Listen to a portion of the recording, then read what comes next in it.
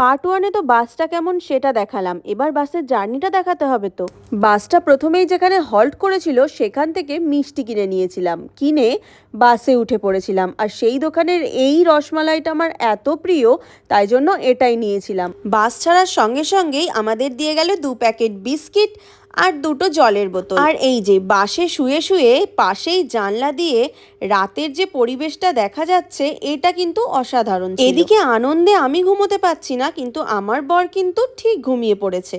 রাত 1:10 বাজে, আমরা এখন এয়ারপোর্ট ক্রস করছি। যেই না কলকাতা ঢুকেছে আমি অমনি কিন্তু উঠে বসে পড়েছি কলকাতার এই রাতের রাস্তাটা দেখবো বলে। কোলাঘাট ঢুকে একটু চা খেয়ে নিয়েছিলাম, আবার বাসে উঠে আস্তে আস্তে যেতে যেতে কিন্তু ভোর হয়ে গেছিল। সব মিলিয়ে আমাদের বাসের জার্নিটা অসাধারণ ছিল। যারা যারা এখনো বুঝতে পারোনি যে আমরা কোথায় এসেছি, তাদের জন্য নেক্সট ব্লগটা কিন্তু খুব তাড়াতাড়ি আসছে। চলো আমরা আমাদের হোটেলে যাই, তোমরা নেক্সট ব্লগটা দেখতে থেকো।